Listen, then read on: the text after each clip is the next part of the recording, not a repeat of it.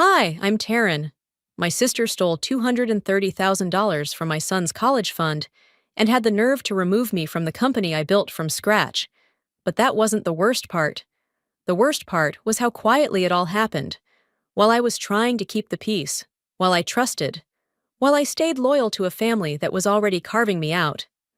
One board vote, one forged signature, and suddenly I was the liability. How does a woman become a ghost in her own story? And what do you do when the people you thought would protect your child are the very ones putting her future at risk? The attic was musty, and the light from the single window wasn't enough to cut through the smell of old paper and wood. Callista had already taken over the sorting. She had her clipboard out, her blazer sleeves rolled neatly up to her elbows like she was prepping for surgery instead of going through our father's things. I followed her lead, but every time I picked up a file or opened a drawer, I felt like an intruder. Eleanor sat in the corner chair, hands folded, saying little. It wasn't surprising. She'd been quiet since the funeral, speaking only in clipped instructions or vacant observations like, "Your father always kept his keys there," or, "He never let me touch that drawer." I didn't expect warmth, but the silence still stung. Callista, as always, moved with that sharp competence that made everyone else feel like they were fumbling. "Can you hand me that red binder?" she asked without looking up. I passed it over. She flipped it open, scribbled something, and placed it in the archive box. I watched her for a moment. How easily she decided what stayed and what didn't. I knew better than to argue. My role in this family had always been more listener than speaker, more observer than participant. Then I saw the book. It was wedged between two accounting ledgers on a shelf, its spine barely visible. Building Trust in Family. I almost laughed. My father wasn't exactly subtle with his reading materials. I pulled it out, intending to glance through it, maybe find a margin note or highlighted passage. Instead, something slipped from inside and landed softly on my shoe. It was a folded letter, yellowed at the edges.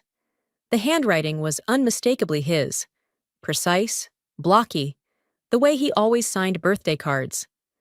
I opened it slowly. "My intention is that both of my daughters be treated equally, not just in assets, but in control.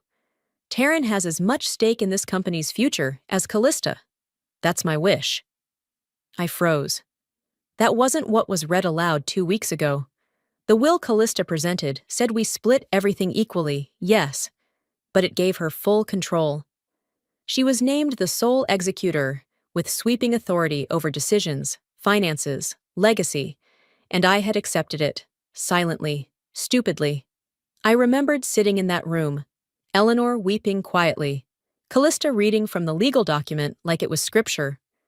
I remembered nodding, numb from grief, not questioning a single word. But the signature, the one on the letter I held now, it had that odd flourish he used only for personal letters. The will's signature? It had been cleaner, more formal, like a template. Maybe it meant nothing. Maybe it meant everything. My phone buzzed in my pocket. I glanced at the screen. A message from Gavin. I hadn't spoken to him in over a year, not since we finalized the divorce and agreed Jolie would live with me full-time. There was no reason for him to text me now. "I know it's none of my business, but I warned you about her." No hello, no context, just that. I stared at the message longer than I should have. I didn't respond. There wasn't anything I could say that would make sense. That night, we had dinner together. The three of us. It was the first family meal since the funeral. Eleanor had made her usual dry roast, and Callista brought a bottle of wine I hadn't asked for. She poured herself a glass and sat down, right in our father's chair. Neither of them blinked. Eleanor passed the rolls like nothing had changed. But I saw it. The way Callista's fingers drummed on the table. The way she folded her napkin just like he used to. The way she looked across the table like this was hers now. I didn't say anything. I chewed. I nodded. I watched. After dinner, I drove home in silence. Jolie was at a friend's. The house was still. I walked into my office and opened the small lockbox my father gave me 5 years ago. I hadn't touched it in ages. Inside were documents, birth certificates, old partnership notes, and a thick envelope with my name written in his hand. I pulled it out. On the front, it said, "In case they turn on each other." The envelope sat on the table, like it had something to say.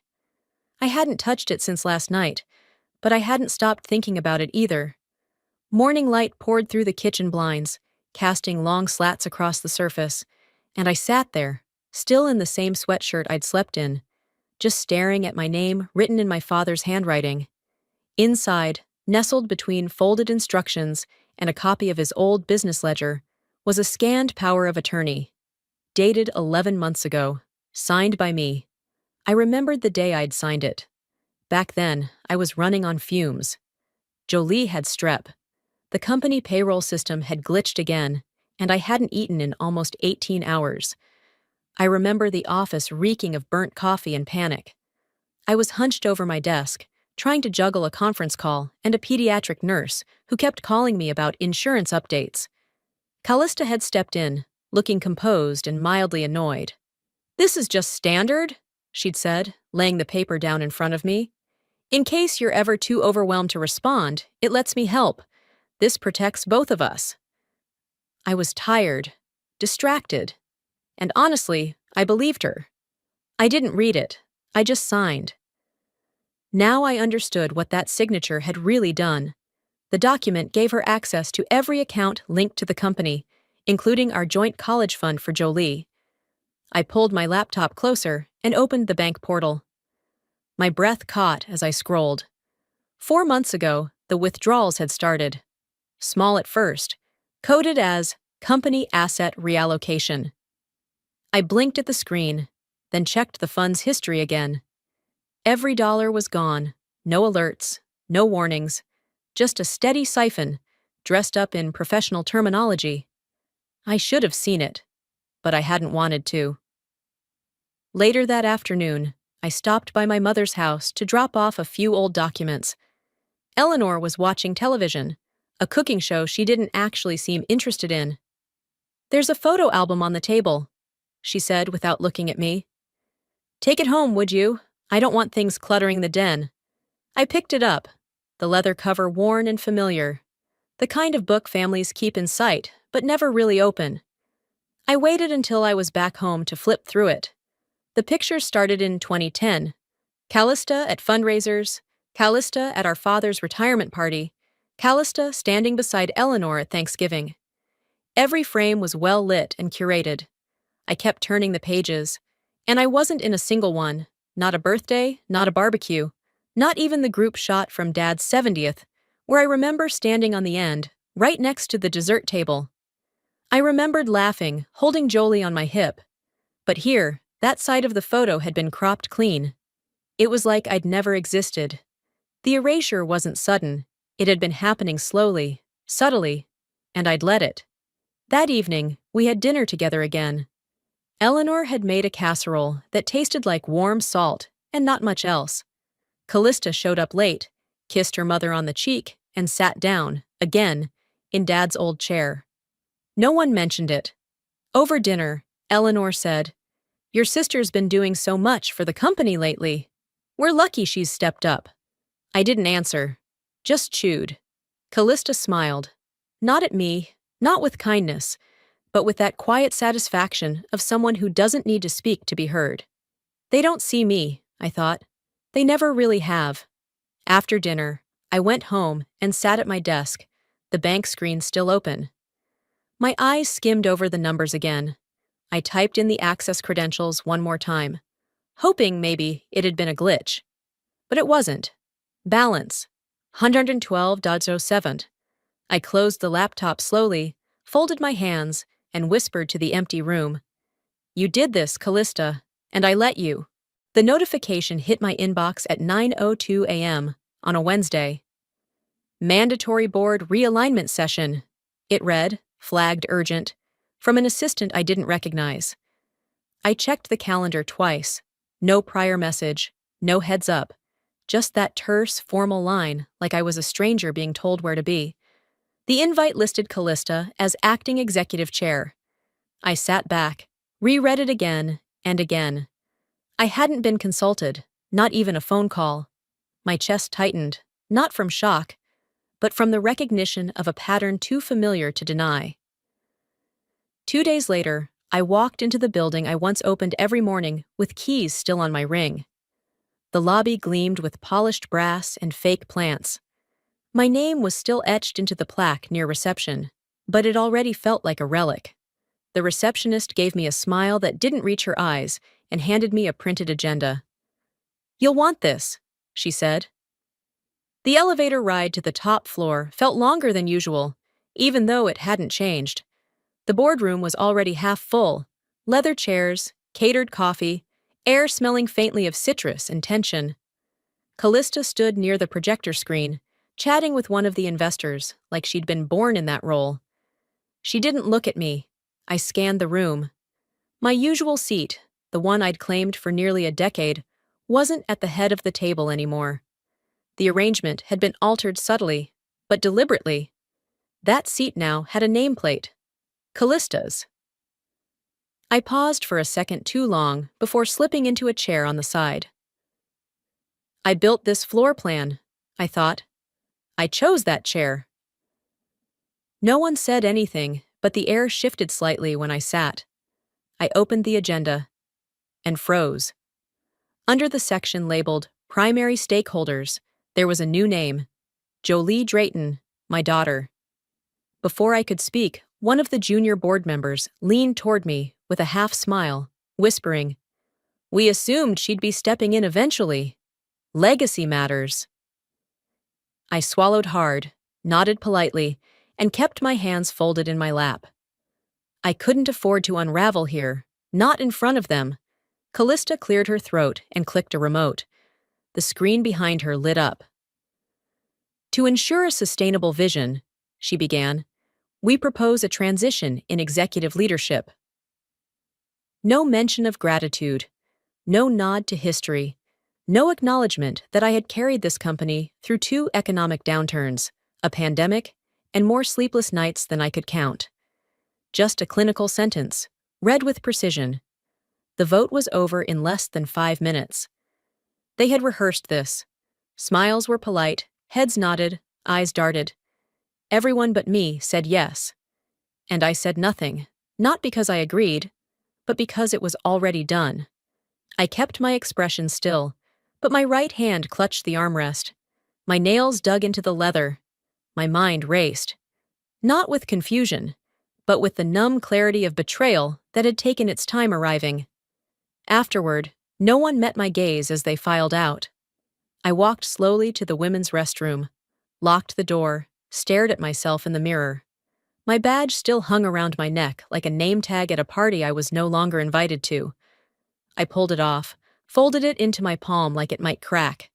"They didn't just remove me," I whispered to the tiled silence.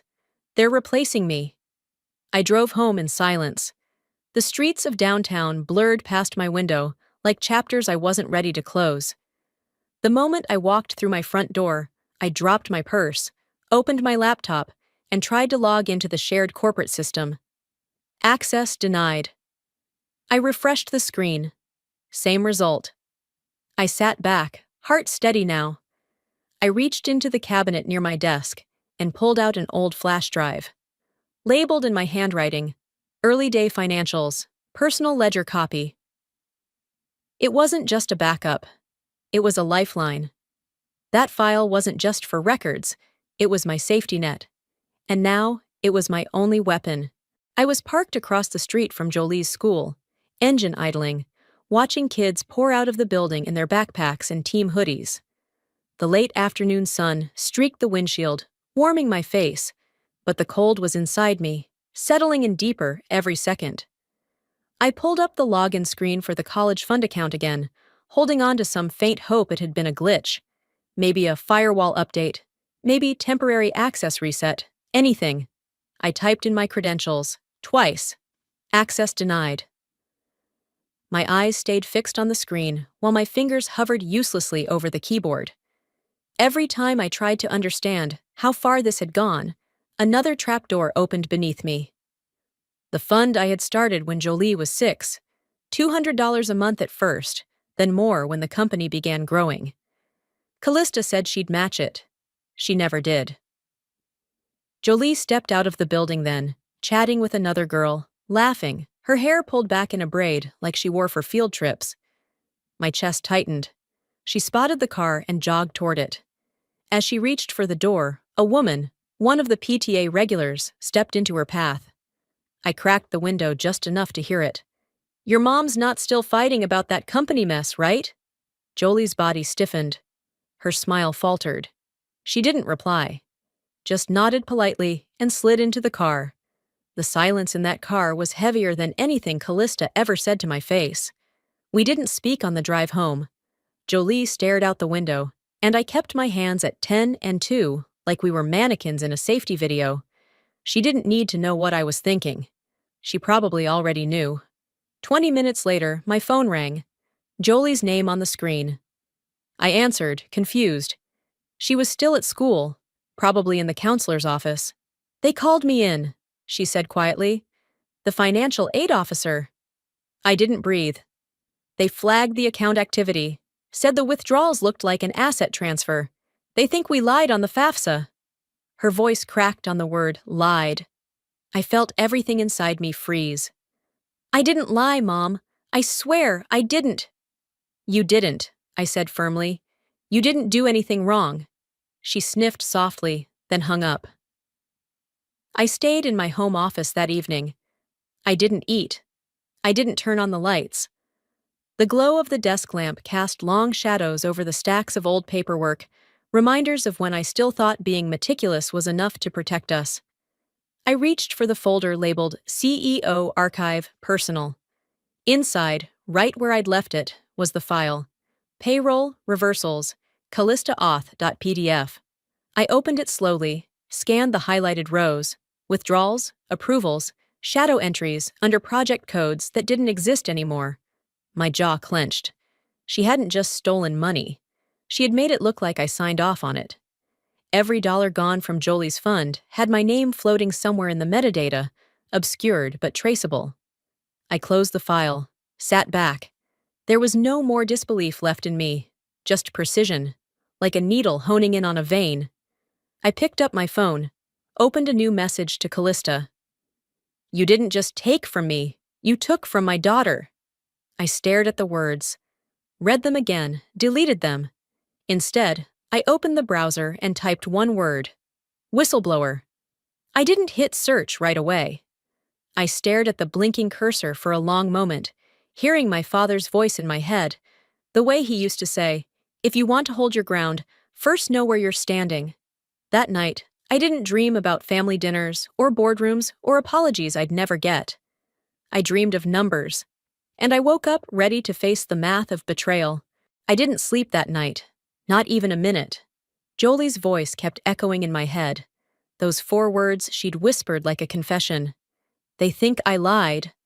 I kept hearing it on loop, each time angrier than the last. By the time the sun started climbing above the rooftops, I was already in my car, headed to Eleanor's. The roads were quiet, but my pulse wasn't. Every mile that passed, I reminded myself, I wouldn't scream, I wouldn't beg. I would be still and sharp. The house looked the same, trimmed hedges, flower beds too perfect to touch. I stepped through the front door without knocking. Callista's voice echoed from the kitchen. When I walked in, she was already at the breakfast table, dressed like she was heading to a bar class. Leggings, perfect bun, no sweat. Eleanor sat across from her in her robe, quietly stirring tea. They looked like a well-oiled image from a lifestyle magazine, until I pulled out the chair and sat down. "Did you move money from Jolie's college fund into a company account?" Callista didn't blink. "Good morning to you, too." "Did you?" She took another sip of her smoothie. "That money was never just yours, Taryn. It was part of the family pool." Family pool. That's what she called the account I'd funded, tracked, and protected for over a decade. The account under my name. The one our father helped me start. Family pool. Like she'd just borrowed the garden hose. I didn't look at Eleanor. I didn't need to. She hadn't flinched, hadn't gasped. Just stirred her tea like she always did when things got too real. My voice didn't shake. My hands didn't clench. I just stood. On the way home, the rage caught up to me. At a stoplight, I checked my phone. There it was, Callista's latest post, timed perfectly with the morning meeting I hadn't been invited to. A smiling photo of her in a blazer, standing next to our father's portrait in the office lobby. The caption read, "Sometimes we're forced to lead when others step back. Grateful for the chance to stabilize what my father built." Stabilize. She'd hijacked my story and turned it into her hero's journey. I didn't cry. I didn't even blink. I took a screenshot and saved it. Back at the house, I made coffee, sat at the kitchen table, and stared at the screen again. The notification bar filled with likes and heart emojis from people who didn't know anything real. Then my phone rang. I didn't recognize the number at first, but when I picked up, I heard the voice and knew. "Taryn, it's Marcy. Weller. I'm not really supposed to call you." She was one of the quieter board members.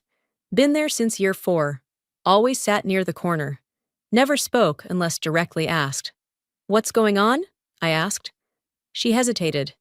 "You didn't hear this from me. But Callista's been pushing to rewrite the charter since January. The board restructure wasn't a response. It was planned." My breath caught. She's been reworking the bylaws, committee voting rights, executive decision chains. She's basically consolidated the power of 3 roles into one. I sat in silence. "Taryn, she planned this." I nodded slowly. "Thanks for telling me." "No one else will," she said softly. "They're all scared." I hung up and set the phone down. I didn't speak, didn't move. I just pulled out a yellow legal pad and drew a line right down the middle.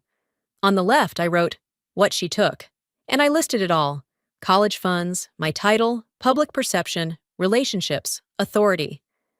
Then on the right, "What she fears I know." It wasn't a long list, but it was sharp. Paper trails, voice memos, signatures I never gave, minutes I wasn't in. The kind of things that don't shout, but slice.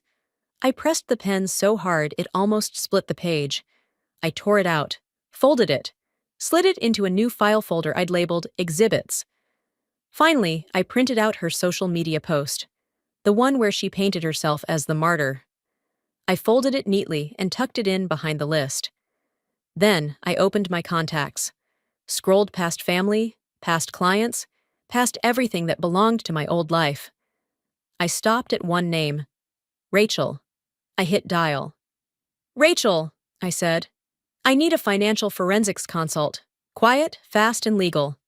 "If this is war," I whispered to myself after I hung up, "then I'll speak the language they respect, clean, calm, and corporate." Jolie didn't speak when she walked in. She just placed the envelope on the counter, with a calm that didn't belong on a teenager's face.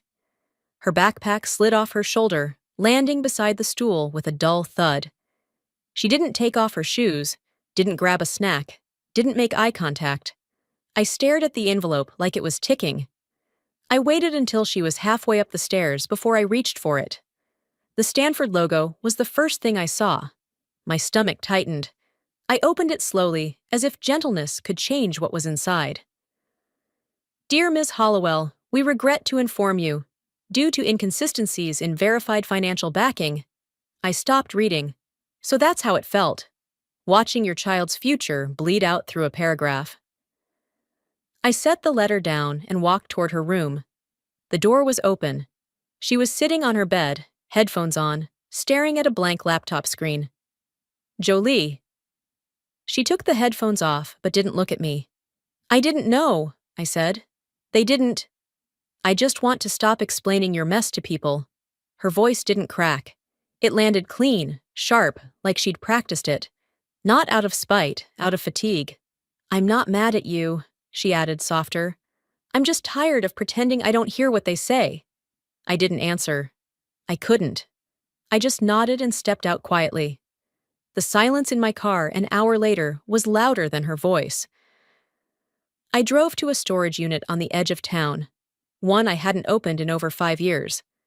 I still had the key, rusted but intact. The unit smelled like old cardboard and forgotten ambition. I dug through boxes labeled Phase 1, Tax 2014, vendor contracts, until I found the one marked MISC Corporate. Inside, buried beneath outdated phone chargers and branded pens, was a sealed envelope. The name on the card was C. Hollowell, but the transactions were mine. Or rather, they were made in my name. Someone had used this card, my name, to pay for things I never approved. Flights, hotel stays, meals labeled board retreat, booked months after I was ousted. I stood there with the card in my hand, the proof of impersonation pulsing in my palm. Back home, I scanned the transactions and emailed them to Rachel with a note. "This one's loud." Her reply came 30 minutes later. "Give me 72 hours. If she moved money, I'll find the fingerprints."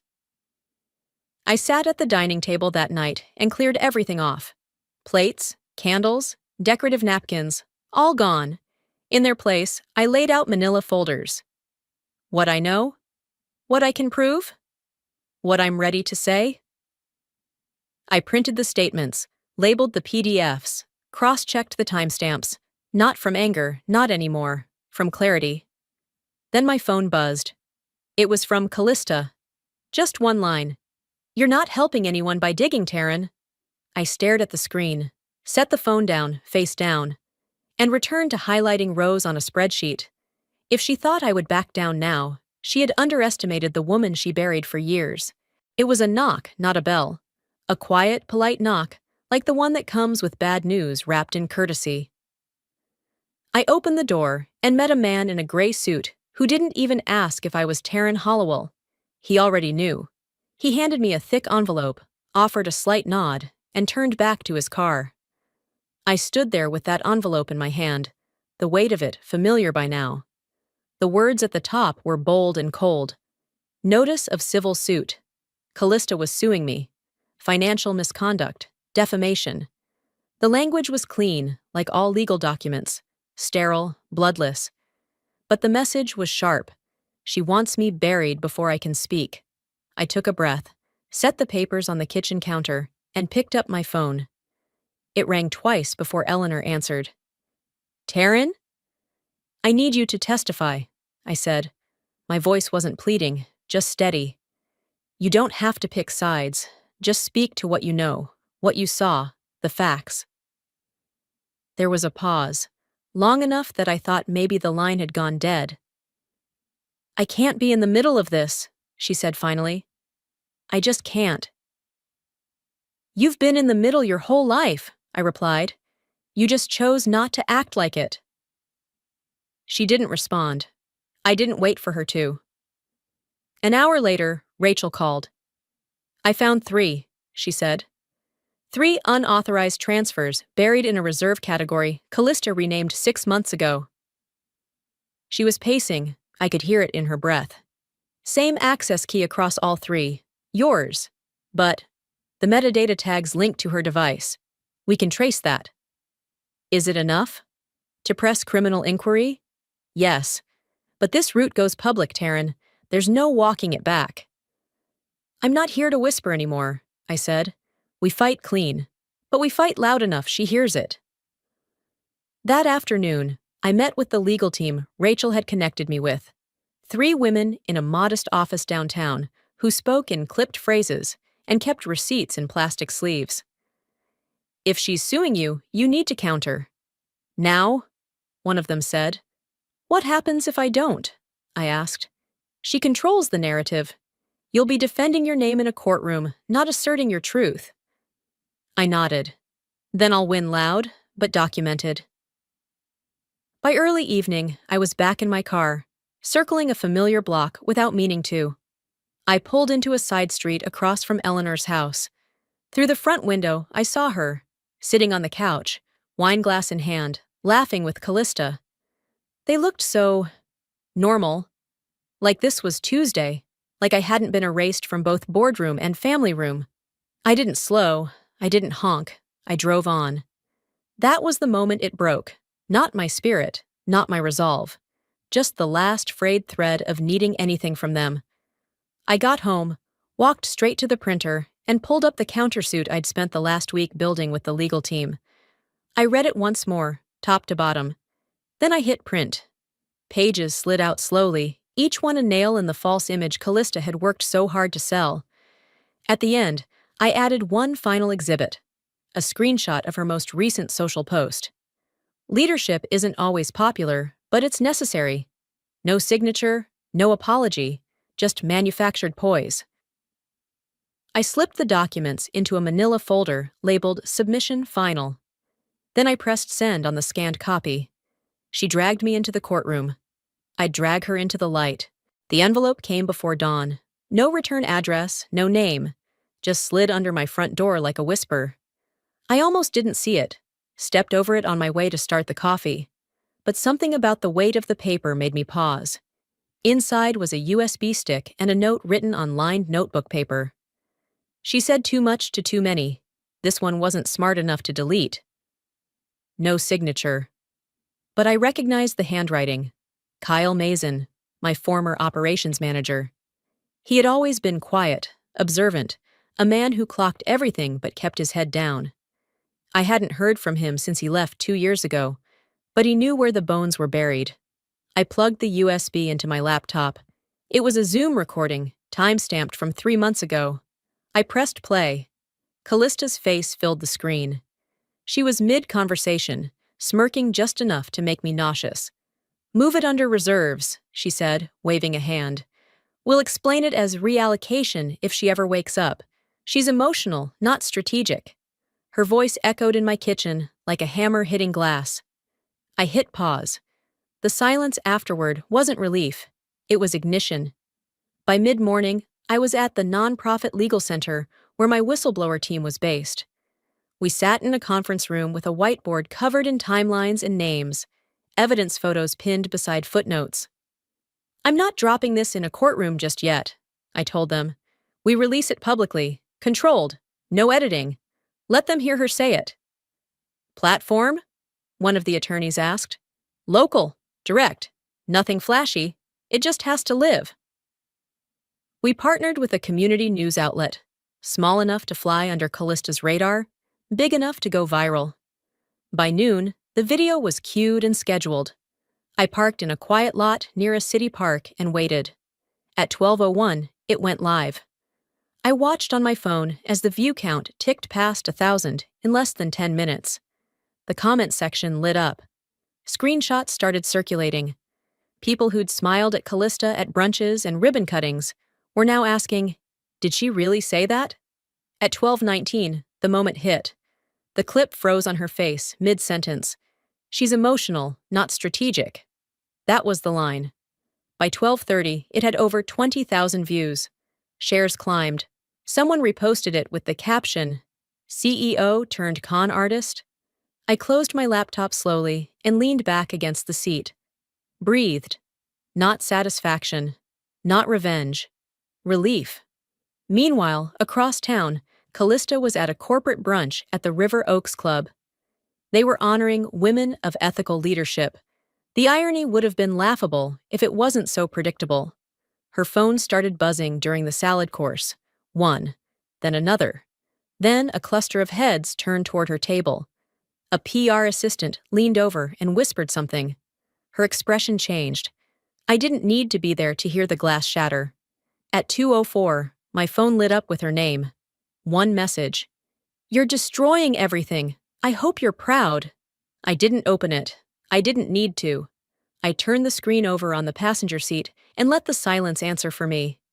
That evening, I walked back into the nonprofit office, portfolio under my arm. I passed a whiteboard in the hallway. It read, "Whistleblower Impact Panel, Guest Speaker." Someone was just now writing my name beneath it. Taryn Hollowell. I smiled for the first time in weeks. Not because it was over, because I had finally begun.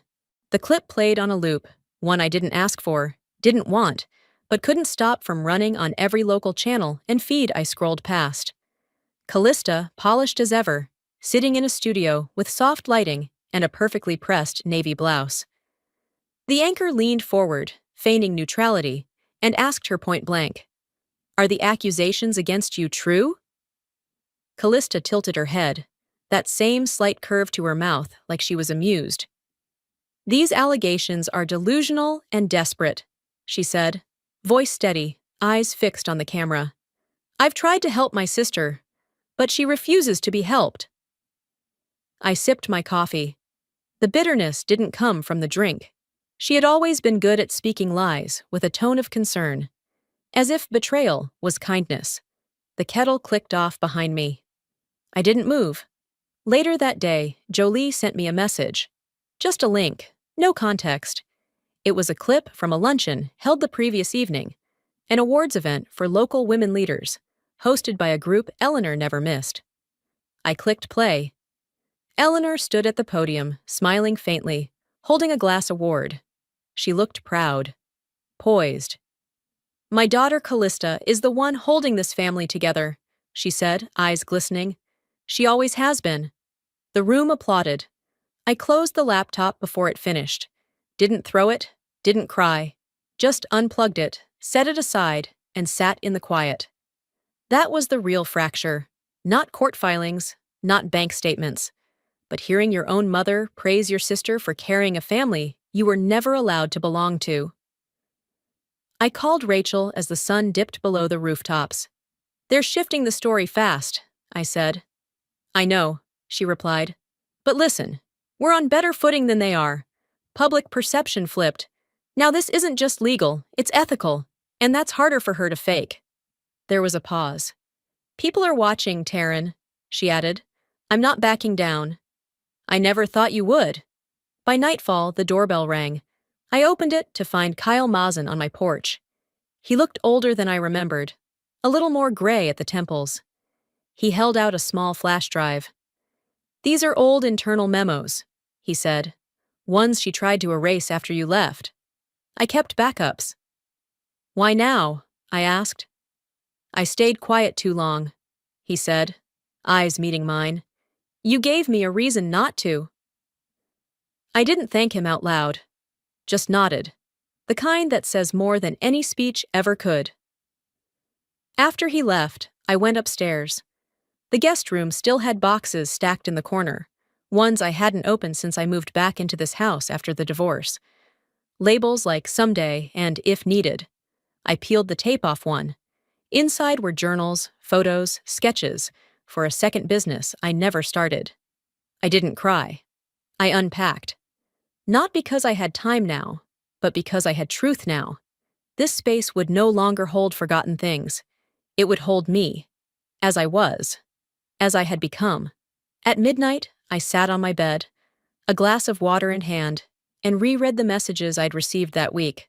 Half support, half threats. A mix of empathy and skepticism that would have made the old me spiral. Now, I just filed them. She chose image, I whispered. I chose truth. Now let's see which one leaves a deeper mark. I opened a blank document and began drafting a personal statement for the next legal filing, one that wouldn't just defend me, it would define me. The envelope was thin, professional, no fanfare, just one folded page inside. A letterhead I recognized immediately. The new board. It wasn't an apology, not even close. It was an official offer. Strategic ethics consultant. A position they claimed was necessary to reestablish internal trust and transparency. It wasn't the job they took from me. It was the one I had earned through fire. I placed the letter next to my coffee and stared at it without blinking. The word that hovered in my mind wasn't satisfaction. It was balance. The quiet kind. The kind you don't cheer for, but feel settle in your bones like something overdue. 2 days later, I was standing behind a lectern in a modest press room, not at a corporate event, not on a stage. Just a room filled with folding chairs and quiet listeners. A nonprofit had invited me to speak on ethical leadership, and I said yes. Not because I needed a platform, but because I had something left to say. The room was still. A woman in the third row raised her hand. How did you manage the legal pressure without breaking? I took a second. By remembering who I'd break if I didn't stand up. There wasn't applause, just stillness, which meant they heard me. After the event, I drove home slowly, traffic forgiving for once. The sky had just begun to pinken at the edges.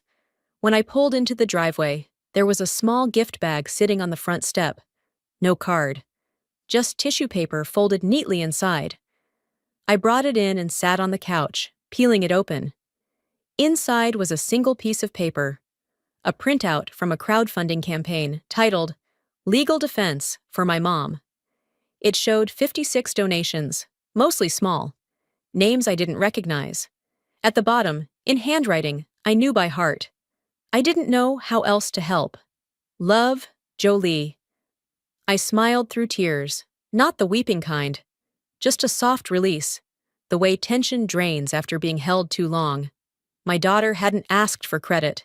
She had acted when I didn't even know I needed it.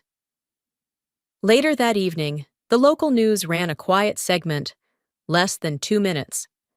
Callista Hollowell has stepped down from her role as interim executive to focus on personal matters. The board has not commented on internal investigations, but sources suggest a third-party audit is underway. No mention of me. No correction of the story she tried to spin. Just silence wrapped in legalese. I didn't cheer. I didn't gloat. She built her fortress with my silence. When it fell, I just walked away. The next morning, Rachel and I met for coffee at a small place near the bayou. She handed me a small flash drive in a black envelope. "All records sealed," she said. "Everything's locked in. No more leaks. No more surprises." "What do I do with it?" I asked. "You can burn it, or you can keep it."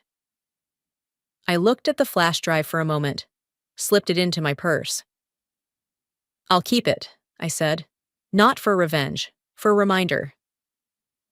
By nightfall, I was back in bed, the moonlight crawling slowly across the ceiling. Jolie had gone to sleep hours earlier. The house was quiet in a new way, less heavy. I opened a fresh notebook, one I'd bought months ago and never used. On the first page I wrote, "The truth doesn't always win, but it remembers who stayed silent." Then, just beneath it, "Inheritance and integrity." Some stories don't end. They evolve into warnings, into legacies, into proof that silence never saved anyone. I was cleaning out the digital clutter when I found it. An old voicemail buried under alerts and auto-renewals, marked "Saved." No timestamp, no subject. I tapped it out of curiosity, expecting static or one of those pocket dials my dad used to leave before his hearing aids caught up to the century. Instead, his voice filled the quiet. "I don't know if you'll ever hear this, but remember, blood doesn't always mean trust." That was it. 20 words. Recorded the week before his stroke.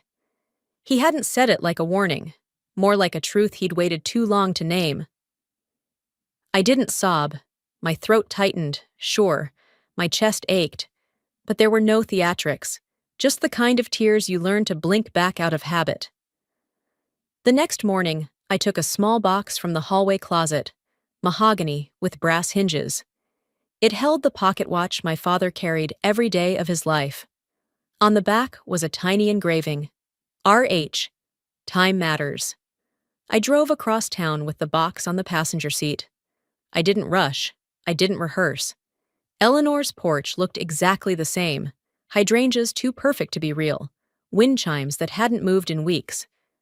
I stood there for a moment, then rang the bell. She answered in a robe, hair pinned, her expression flickering from surprise to neutrality in seconds. "I won't come in," I said.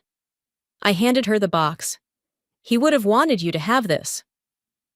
She didn't open it, didn't ask why, just nodded. I turned and walked back to the car.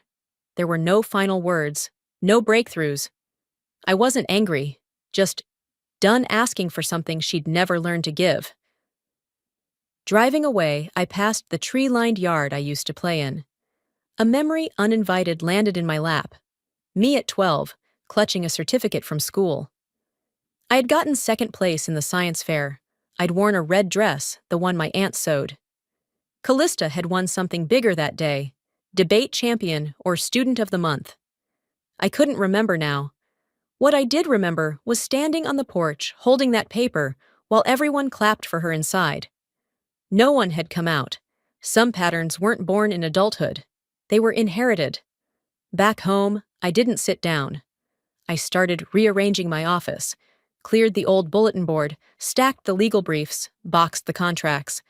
Then I pulled out the first printed draft of my manuscript. Silent accounts. A woman's ledger of loss and power. Not a tell-all. Not a weapon. A mirror. It was quiet in the house when Jolie came in, dropping her backpack with a sigh. She looked tired but proud. Her blazer wrinkled from debate practice, shoes muddy. "You know what topic they gave us?" she asked, tugging off her earrings. "What?" "Power isn't taken, it's given away." I raised an eyebrow. "You say that in front of a panel of judges?" "Not yet," she smirked. "But I will." We didn't say anything else. Didn't need to. That line sat between us like a truth we'd both earned. Later that night, I opened a fresh folder. I labeled it Legacy. Inside, I slipped a USB with one file, my father's voicemail. On the tab, I wrote one word. Unspoken. Then I turned to my laptop, opened a blank document, and typed the final chapter header for my book. The text came just after sunrise. I was slicing an apple in the kitchen, the knife moving in slow, even strokes, when my phone buzzed once on the counter. From Eleanor. "You won! I hope you know what it cost all of us." I stared at it for a moment, thumb hovering above the screen. No reaction, no flare of heat, just a slow, full breath as I swiped it left and hit delete. No archiving, no rereading. Just gone. That was the difference now. Before, I would have crafted a response, tried to translate my grief into diplomacy. Now, I understood some words didn't need answering. Some people didn't either.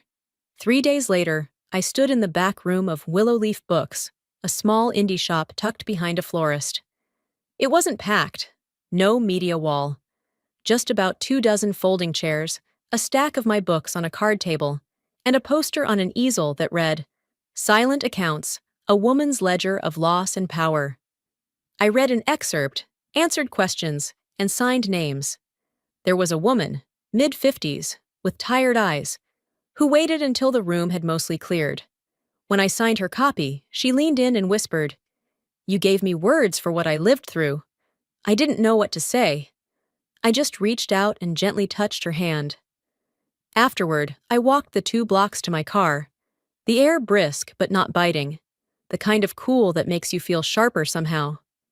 At home, I set the book copies on the kitchen island, fed the cat, and opened the curtains wide. The light that poured in wasn't soft, it was clear, unapologetic. I sat down at the table and scrolled through the updates. Callista had stepped down from the last board position she clung to.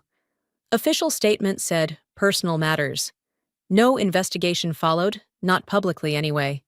She had disappeared from the business pages. The quiet was louder than a headline. Jolie had been accepted into a local university.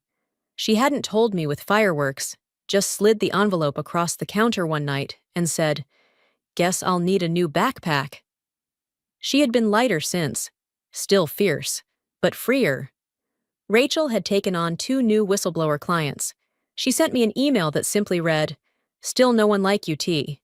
I didn't reply. She didn't need me to. And Eleanor? There had been nothing since the text. No calls, no cards, no guilt-tripped invitations. Just absence. I had thought it might hurt, but it didn't. It felt like finally having space to think, without someone breathing down your back. One afternoon, I walked past the building that used to house Hollowell & Co. My name was gone from the door. The signage had changed, new font, new colors, and yet I didn't feel erased. That chapter didn't end me, it just finished itself. Back at the house, I stepped into my office.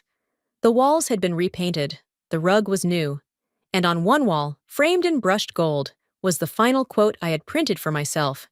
"Your silence served them, your voice saved you." Jolie walked by, peeked in. She read the quote again for the 100th time, gave me a small smile, and kept walking. Nothing needed to be said. That night, I made tea, curled into my chair, and pulled out a fresh notebook. I flipped past the first few empty pages and began writing. I didn't get justice in the way people expect. I got it in the way I needed, by surviving on my terms. And I'm still here. I let the pen hover for a moment. Then, at the top of a clean page, I wrote 2 words.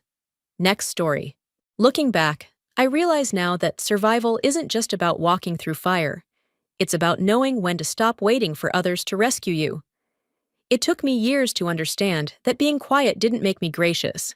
It made me invisible. The day I chose to speak, to document, to hold the line, I didn't just save my daughter's future. I reclaimed my own voice. If you've ever felt erased by someone you love, overlooked in a room you helped build, or blamed for setting boundaries, you are not alone, and you're not broken. Sometimes the most dignified kind of justice is living well without needing permission.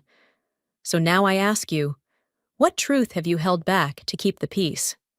What legacy are you shaping by staying silent?